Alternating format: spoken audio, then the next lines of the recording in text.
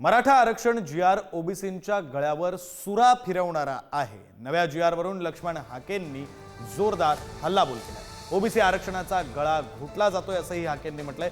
मीही जरांगेंना ओळखत नाही। जरांगेंच्या टीकेला हाकेंनी प्रत्युत्तर दिलं। नेते प्राध्यापक लक्ष्मण हाके आपल्या सोबत आहेत। तुम्ही वारंवार सांगताय की जे.आर.ला विरोध आहे, पण दुसरीकडे मुख्यमंत्री देवेंद्र फडणवीसांकडून असं सांगितलं जातं की जो जे.आर. आहे त्या जे.आर. मधून ओबीसींना कुठल्याही प्रकारचा धक्का लागणार नाही।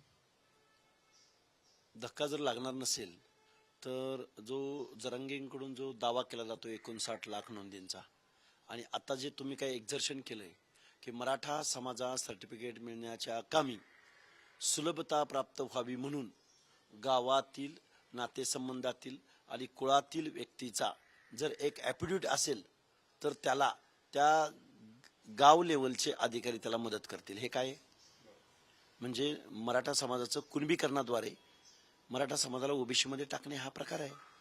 फडणवीस साहेब, तुम्ही मराठा समाजाचं 10% वाल्यांचं मतदानासाठी तुम्ही महाराष्ट्रातल्या सामाजिक न्यायाच्या गावगाड्यातल्या 18 पगड जातीच्या माणसांना वाऱ्यावर सोडू नका, त्यांचं आरक्षण घालवू नका। छगन भुजबळ हे या सगळ्या प्रकरणाच्या संदर्भानं न्यायालयात जाणार असल्याची माहिती मिळते। तर एकूणच समाजाच्या वतीनं कशा पद्धतीने ही न्यायालयीन लढाई लढली जाणार? हे बघा, न्यायालयीन लढाई लढणारी आमची टीम आहे। मृणाल ढोले पाटील आहेत, ॲडव्होकेट मंगेश ससाने आहेत, माननीय छगनरावजी भुजबळ आहेत, अजून आमची नागपूरकडची काही मंडळी आहेत, आणि ती न्यायालयीन लढाई लढतील। ओबीसीच्या बाजूने एकही पक्ष बोलायला तयार नाही। अपवाद फक्त बाळासाहेब आंबेडकरांचा। ठाम भूमिका ही ओबीसीचं आरक्षण याद्वारे संपतंय अशी भूमिका घ्यायला महाराष्ट्रातला एकही पक्ष तयार नाही। मग आम्ही 50-60% आहोत। मग ही पक्षांना जर आमचं काही देणं घेणं नसेल तर मग आम्ही काय आहोत ते आम्ही येत्या कुठल्याही निवडणुकीमध्ये आम्ही या प्रस्थापित पक्षांना दाखवून देऊ। मुंबईमध्ये आज ओबीसी समाजाची विजय वडेट्टीवारांनी बैठक बोलावलेली आहे। त्यांनी असं म्हटलंय की मी छगन भुजबळांनाही बोलावलंय, हाकेंनाही निरोप दिलेला आहे। मी खरं तर रात्री खूप 1-2 वाजलेत मला बीड जिल्ह्यातल्या धारूर तालुक्यात माझी सभा होती।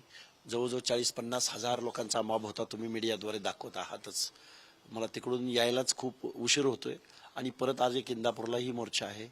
वडेट्टीवार साहेब माझे मित्र आहेत, गुरु आहेत। ते जे निर्णय घेतील ते ओबीसी हिताचा घेतील। त्यांचा पक्ष कुठला आहे मला माहिती नाही, पण ते एक ओबीसीचा आवाज उठवत आलेले एक नेते आहेत, आणि ते जो निर्णय घेतील तो आम्ही सर्व कार्यकर्ते फॉलो करू। जरांगेंचं असं म्हणणं आहे की कुणी दिलं? 1994ला जे काही आरक्षण दिलं गेलं 16%, असं जरांगेंचा दावा आहे। त्यांचं असं म्हणणं आहे की त्यांच्या वाट्याचं, मराठ्यांच्या वाट्यांचं आरक्षण तुम्हाला दिलं गेलं, ओबीसींना दिलं। हा, म्हणजे मागास मराठा झालाय आणि गावगाड्यातले बलुते आलुते फॉरवर्ड झालेत असं याला म्हणायचं का? अरे हे काय चालतंय डोकं, ह्याला काय समाज भान आहे का?